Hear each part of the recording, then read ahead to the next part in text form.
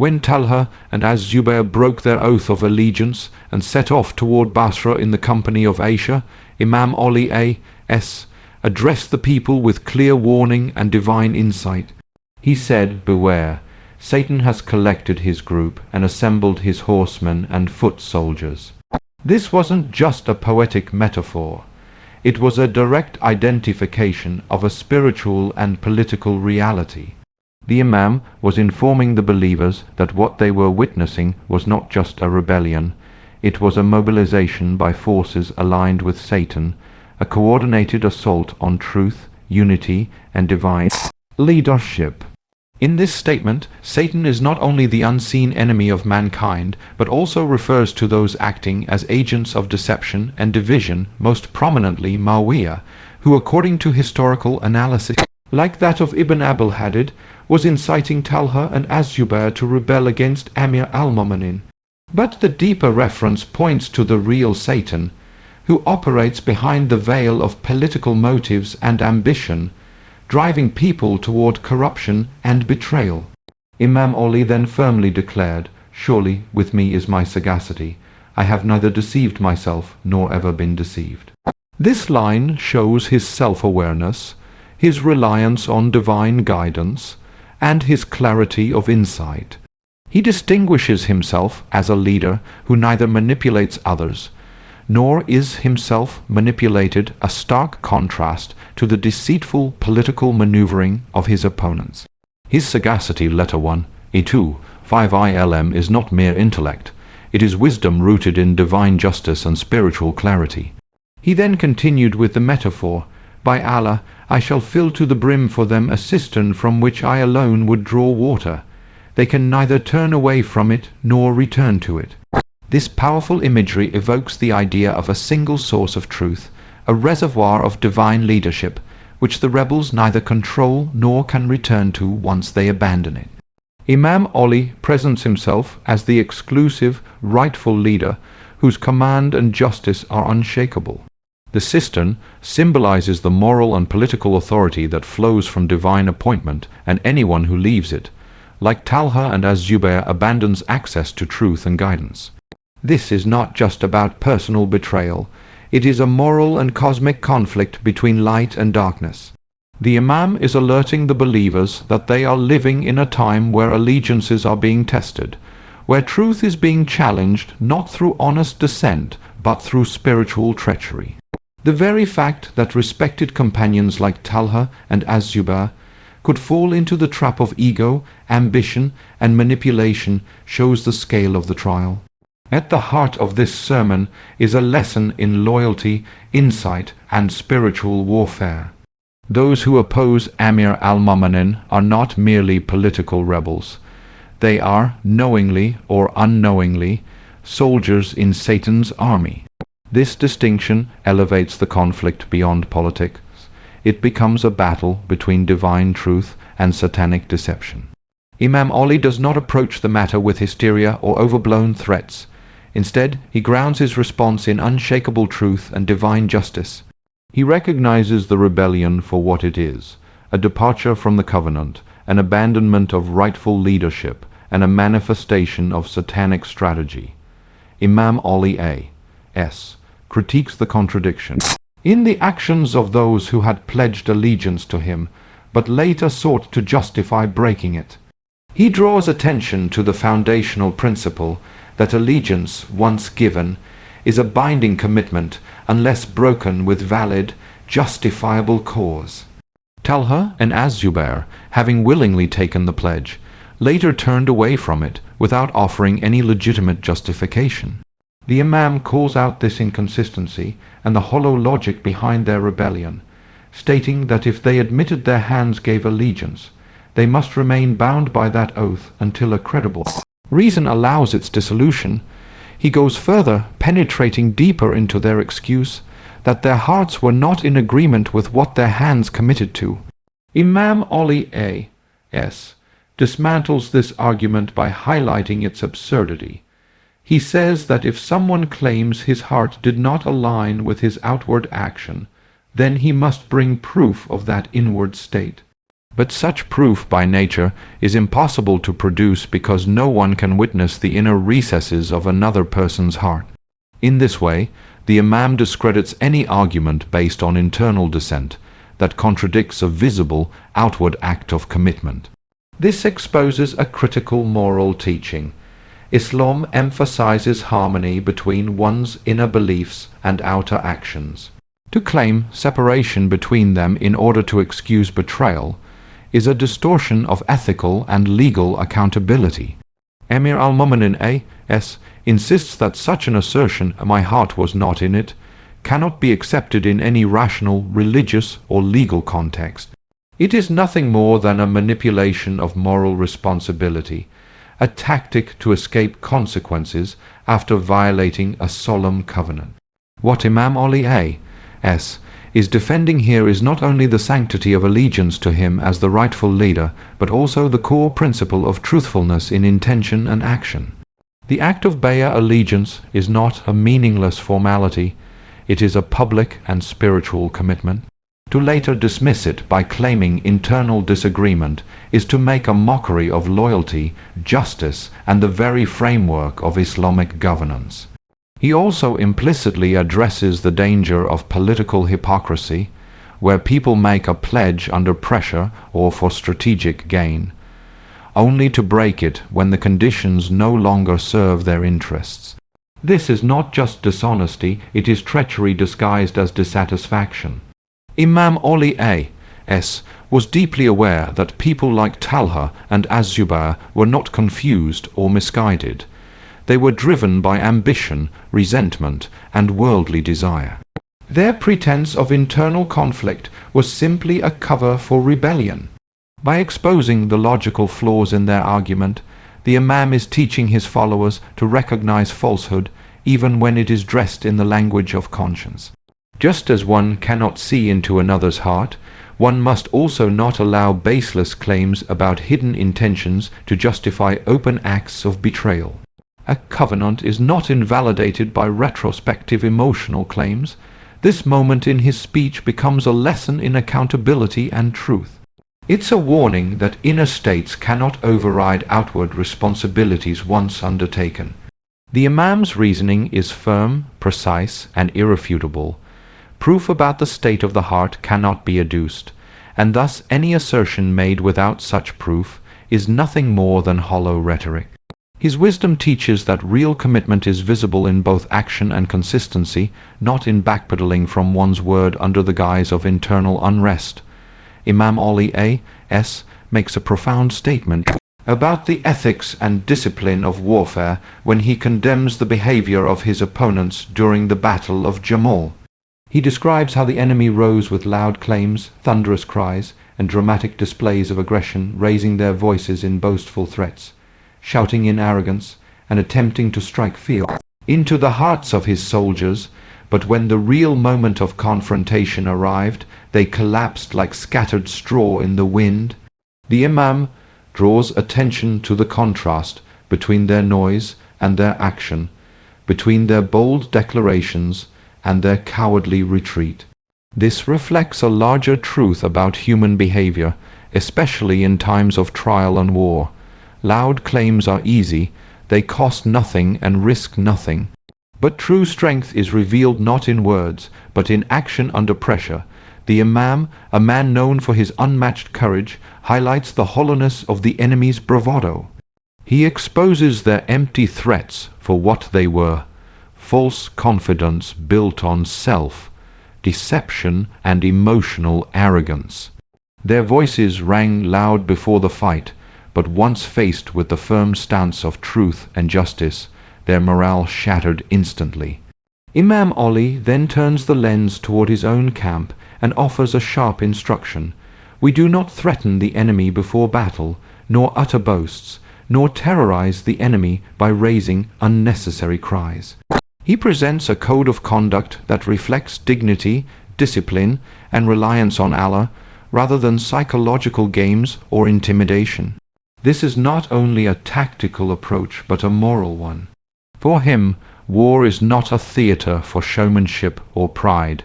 It is a grave responsibility undertaken only in the defense of justice, truth, and divine order. The statement also contains a subtle yet powerful rebuke of the culture of false heroism. The Imam is not interested in inflated egos or performative strength. He sees no value in making noise for the sake of attention, or in projecting fear to mask inner weakness. True warriors, in his view, maintain their composure, act with intention, and let their deeds speak louder than their words. They draw strength not from their ability to shout louder, but from their commitment to a just cause and their faith in divine support. He follows this lesson with direct advice to his own companions. Beware of excessive talk, as it is cowardice. This simple yet sharp warning reveals his belief that over-talking is not just a distraction, but a sign of internal weakness. When people lack the resolve to act, they try to compensate by speaking excessively, hoping that noise will replace courage. But in reality, such behavior only exposes their fear and doubt. This perspective is deeply rooted in the spiritual worldview of Imam Ali A.S. Words have meaning, and they must be weighed and used with responsibility. When battle is necessary, let it be conducted with seriousness and restraint, not with theatrical threats or exaggerated displays. This level of composure stems from inner faith, a heart that knows its place in the divine plan, and a mind that is not swayed by the temporary illusions of worldly battle cries. In condemning the excessive speech and boasting of his enemies, the Imam is not just criticizing their military style. He is unveiling the character flaws that lie at the heart of unjust rebellion. Their noise reflects their lack of purpose, their shouting reflects their insecurity, and their retreat proves that they were never truly prepared to face the truth. The Imam's approach, in contrast, is one of quiet strength, inner stability, and focused resolve. Imam Ali A.S. offers a powerful depiction of the behavior of the opposition forces during the Battle of Jamal. He explains how, in the build-up to the confrontation, they stirred the air with bold declarations and thundering claims. They stampeded as though nothing could stand in their way, acting as if they would overwhelm his forces with strength and numbers. Their approach was marked by an outward display of confidence, a deliberate attempt to intimidate and assert dominance. Yet, when the actual battle commenced, when steel met steel and truth faced falsehood directly, they were exposed as weak and scattered, fleeing the battlefield like bits of straw blown by the wind. This contrast between words and actions reveals the hollowness of their commitment and the shallowness of their courage. The Imam is not merely offering a battlefield report. He is dissecting the moral condition of his adversaries. Their actions reflected an internal instability, a lack of belief in the cause they were claiming to fight for. They entered the field driven by excitement, emotion, and false conviction, but when faced with the disciplined force of justice and the unwavering presence of Imam Ali A.S., they broke apart. In highlighting their collapse, Imam Ali A.S. is also making a statement about truth. Falsehood is loud, but fragile. It boasts before it is tested, but it cannot survive contact with sincerity and divine clarity. The Imam's forces, rooted in principle and spiritual resilience, did not need to raise their voices in empty boasts. They did not shout for attention or act to be seen. Their strength was drawn from their unwavering commitment to Allah's command and the moral authority of their leader. Imam Ali's description of the enemy fleeing like straw is especially significant. Straw is light, directionless, and easily carried by the wind. It has no weight, no core, and no anchor. This imagery conveys that the enemy had no real foundation in what they were doing. Their rebellion was not built on firm belief, but on emotional impulses, external manipulation, and worldly ambitions. When reality struck, their facade of courage disintegrated, and they were carried away by fear, panic, and confusion. He shows that their earlier noise was a compensation for the emptiness within. Their exaggerated confidence was a shield for their inner doubts. When these shields were removed, nothing remained. Such behavior reflects not only battlefield failure, but also spiritual bankruptcy. They lacked both the moral depth and the mental resolve to endure in the face of divine truth. Imam Ali A.S. offers this analysis not to humiliate but to warn. His words serve as a lesson for those who place more value in appearances than in essence, who speak more than they act, and who follow emotion over principle. In every era, there are those who mirror the behavior of the people of Jamal, loud before conflict, but lost when challenged by truth. This lesson also reaches deep into the human psyche. Courage is not about volume or appearance. It is about endurance under trial. It is about standing firm when it is easier to run, about remaining truthful when lies offer temporary advantage. The people of Jamal were unable to embody any of these virtues, and so they were defeated before the first sword was drawn. In this reflection, Imam Ali A.S. redefines the true meaning of strength. It is not found in numbers or noise, but in the clarity of purpose and purity of intention. The battlefield becomes a mirror that reflects the soul. While the enemy saw themselves as heroes in their own eyes, the test of reality revealed their weakness.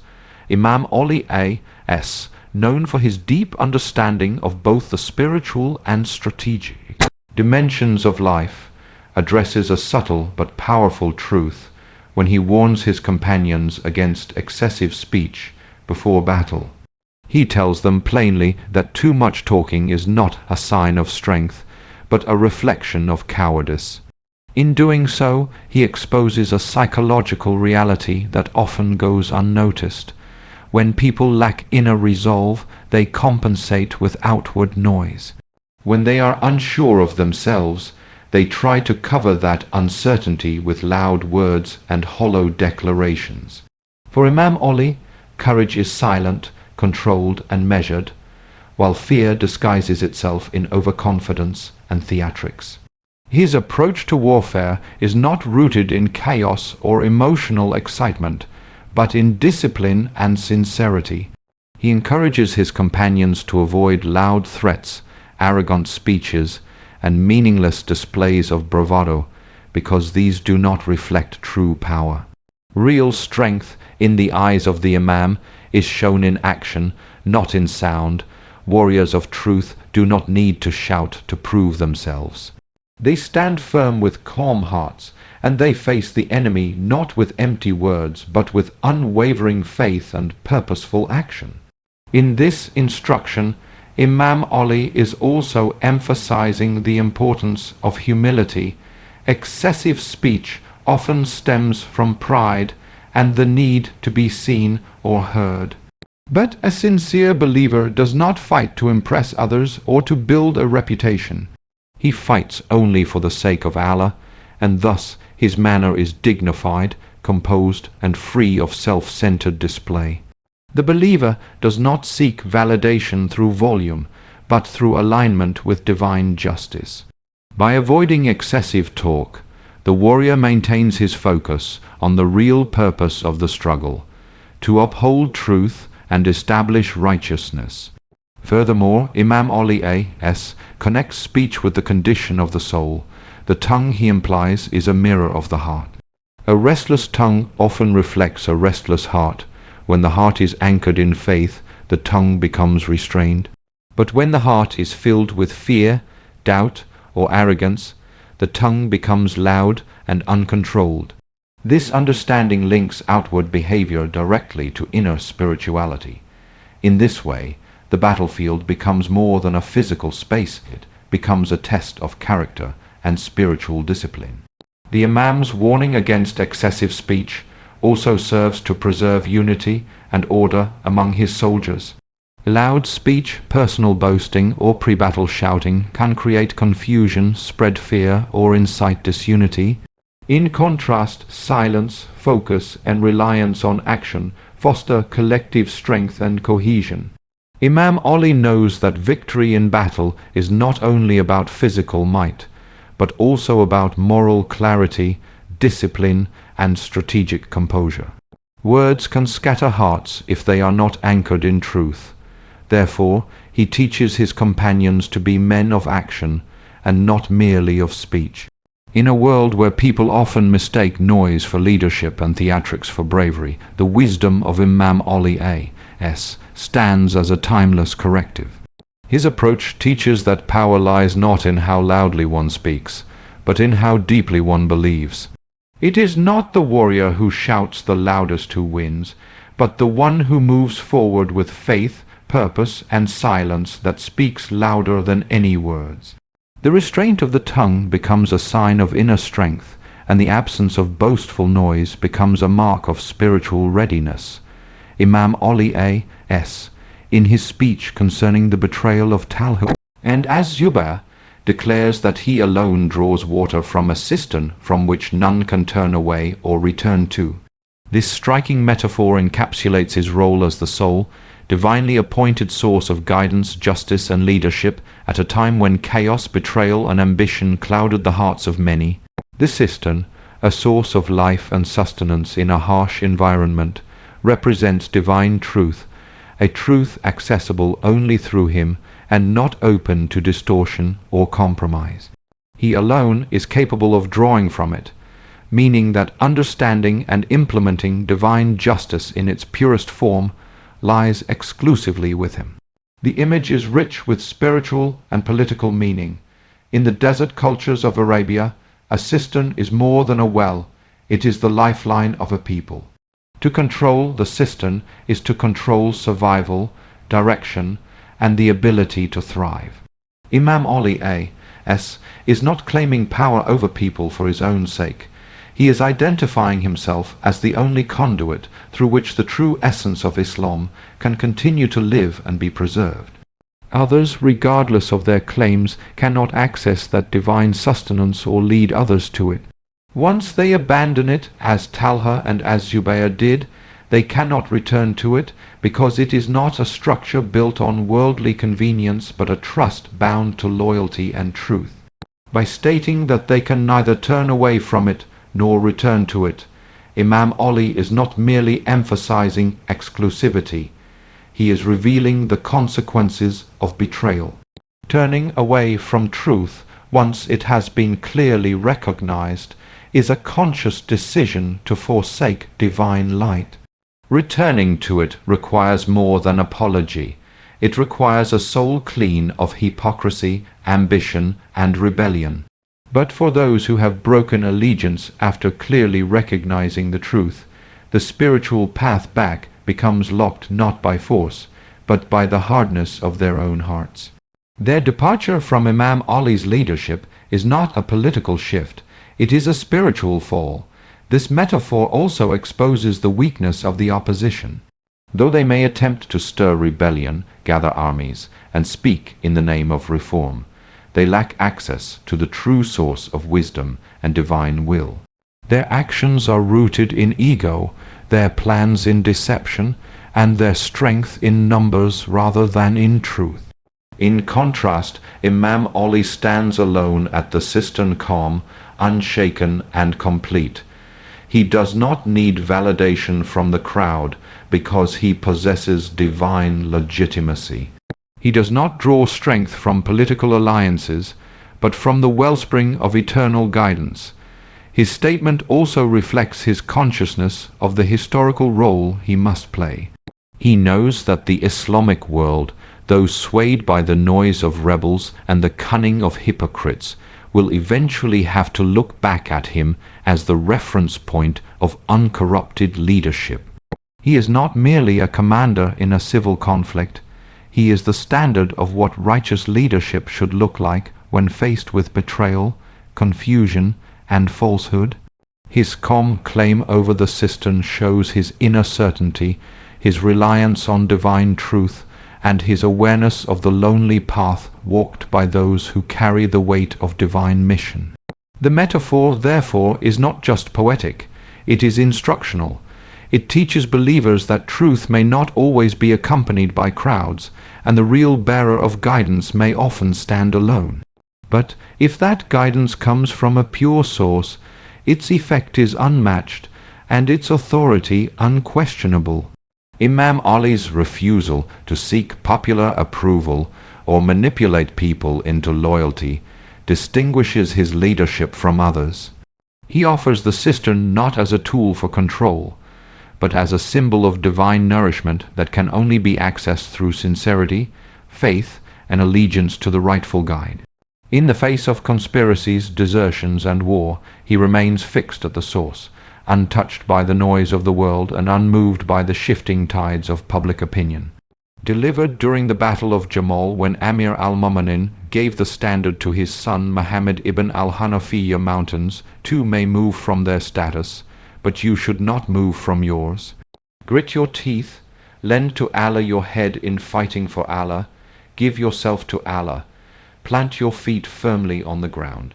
Have your eye on the remotest foe, and close your eyes to their numerical majority, and be sure that succor is but from Allah the glorified. Muhammad ibn al-Hanafiyyah was Amir al-Mu'minin's son, but called Ibn Hanafiyyah after his mother. His mother's name was Qawla, daughter of Yafar. She was known as Hanafiyyah after her tribe Banu Hanifa. When people of Yamama were declared apostates for refusing to pay zak at religious tax and were killed, and the women were brought to Medina as slave girls, this lady also came to Medina with them. When a tribesman came to know it, they approached Amir al-Mu'minin and requested him to save her from the blemish of slavery and protect her family honor and prestige. Consequently, Amir al-Mu'minin purchased her, set her free, and married her, whereafter Muhammad was born. Most historians have written his surname as Abul Qasim. Thus, the author of Al-Istiab Vol. 3, pp. 1366-1368, 1370-1372, has narrated the opinion of Abu Rashdi ibn Hafs az-Zuri that from among the sons of the companions of the Prophet, he came across 4 individuals, every one of whom was named Muhammad and surnamed Abul Qasim, namely 1 Muhammad ibn al-Hanafiyyah, 2 Muhammad ibn Abu Bakr, 3 Muhammad ibn Talha, and 4 Muhammad ibn Saudi. After this he writes that Muhammad ibn Talha's name and surname were given by the Prophet. Al-Waqidi writes that the name of surname of Muhammad ibn Abu Bakr was suggested by Aisha. Apparently the Holy Prophet's giving the name of Muhammad ibn Talha seems incorrect, since from some traditions it appears that the Prophet had reserved it for a son of Amir al-Mu'minin, and he was Muhammad ibn al-Hanafiyyah. As regarding his surname, it is said that the Prophet had particularized it, and that he had told Ali that a son would be born to you after me, and I have given him my name and surname, and after that it is not permissible for anyone in my people to have this name and surname together. With this opinion before us, how can it be correct that the Prophet had given this very name and surname to anyone else, since particularization means that no one else would share it? Moreover, some people have recorded the surname of Ibn Talha as Abu Suleiman instead of Abul Qasim, and this further confirms our viewpoint. Similarly, if the surname of Muhammad ibn Abu Bakr was on the ground that his son's name was Qasim, who was among the theologians of Medians, then what is the sense in Aisha having suggested it? If she had suggested it along with the name, how could Muhammad ibn Abu Bakr tolerate it later on, since having been brought up under the care of Amir al-Mu'minin, the Prophet saying could not remain concealed from him?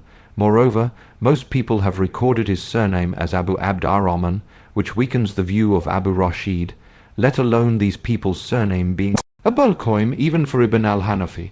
Yet this surname is not proved, although Ibn Kholikan in Wafiyat al-Ayyan Vol 4 p. 170 has taken that some of Amir al-Mu'minin, for whom the Prophet had particularized this surname to be Muhammad ibn al-Hanafiyyah, yet Alama al-Mamakani in Tanki al-Makal Vol 3 Part 1 p. 112 writes the following in applying this tradition to Muhammad ibn al-Hanafiyyah. Ibn Kholikan has got into confusion because the son of Amir al-Mu'min, in whom the Prophet's name and surname together have been gifted by the Prophet, and which is not permissible to be given to anyone else is to the awaited last Imam, may our lives be his ransom, and not to Muhammad ibn al-Hanafiyyah, nor is the surname Abul Qasim established for him, rather some of the Sunnis, being ignorant of the real intention of the Prophet, have taken to mean Ibn al-Hanafiyyah. However, Muhammad ibn al-Hanafiyyah was prominent in righteousness and piety, sublime in renunciation and worship, lofty in knowledge and achievements, and heir of his father in bravery. His performance in the battle of Jamal and Siffin had created such impression among the Arabs that even warriors of consequence trembled at this name. Amir al-Mu'minin too was proud of his courage and valor, and always placed him forward in encounters. Sheikh al-Bahai has written in Al-Kashf that Ali ibn Abu Talib kept him abreast in the battles, and did not allow Hassan and Hussein to go ahead, and used to say, "He is my son, while these two are sons of the Prophet of Allah." When a Kharijite said to Ibn al-Hanafiyyah that Ali thrust him into the flames of war but saved away Hassan and Hussein, he replied that he himself was like the right hand, and Hassan and Hussein like Ali's two eyes, and that Ali protected his eyes with his right hand. But Allama al-Mumakani has written in Tanqi al-Maqal that his was not the reply of Ibn al-Hanafiyyah, but of Amir al-Mu'minin himself. When during the Battle of Siffin Muhammad mentioned this matter to Amir al-Mu'minin in a complaining tone, he replied, "You are my right hand, whereas they are my eyes, and the hand should protect the eyes."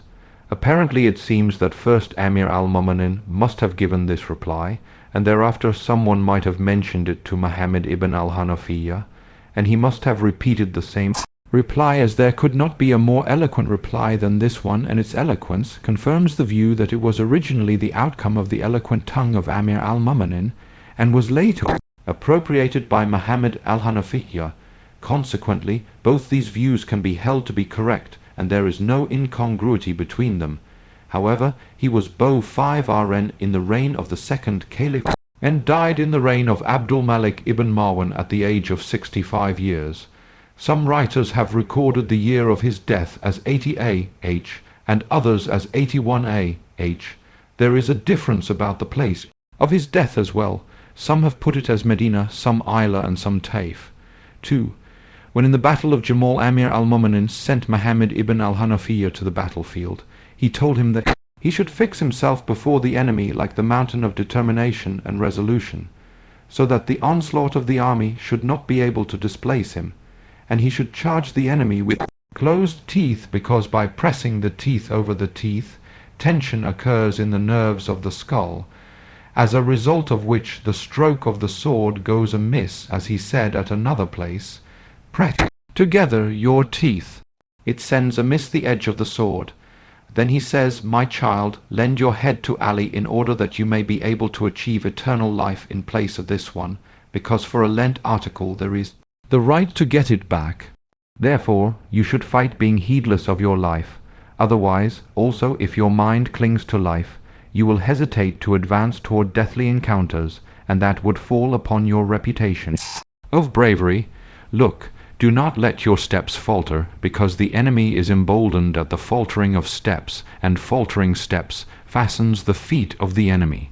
Keep the last lines of the enemy as your aim, so that the enemy may be overawed with loftiness of your intentions, and you may feel ease in tearing through their lives, and their movement should also not remain concealed from you. Look, do not pay heed to their superiority in numbers, otherwise your valor and courage would suffer. This statement can also mean that one should open the eyes wide to be dazzled by the shining of weapons, and the enemy may make an attack by taking advantage of the situation. Also, always bear in mind that victory is from Allah. If Allah helps you, no one can overpower you. Therefore, instead of relying on material means, seek His support and succor. Remember, O believers, if Allah helps you, none shall overcome you. Holy Quran 3:159. When Allah gave Amir al-Mu'minin victory over the enemy at the Battle of Jamal, one of his comrades said on that occasion, I wish my brother so, and so had been present, so that he too would have seen what success and victory Allah had given you. It was then that Amir al-Mu'minin asked him, Did you, brother, hold me as a friend? The comrade said yes. Emir al-Mu'minin said in that case he was with us. Rather, in this army of ours, even those persons were also present who are still in the loins of men and in the wombs of women. Shortly, time will bring them out, and faith will get strength through them. If a person falls short in his actions, despite might and means, this would be indicative of the weakness of his will. But if there is an impediment in the way of action, or his life comes to an end as a result of which his action remains incomplete, then in that case Allah would not deprive him of the reward on the basis that actions are judged by intention. Since his intention in any case was to perform the action, therefore, he should deserve reward to some extent. In the case of action, there may be absence of reward because action can involve show or pretense, but intention is hidden in the depth of the heart. It can have not a jot of show or affectation. The intention would remain at the same level of frankness, truth, perfection, and correctness where it is, even though there may be no action due to some impediment. Even if there is no occasion for forming intention, but there is passion and zeal in the heart, a man would deserve reward on the basis of his heart's feelings. This is to what Amir al-Mu'minin has alluded to in this sermon, namely that if your brother loved me, he would share the reward with those who secured martyrdom for our support.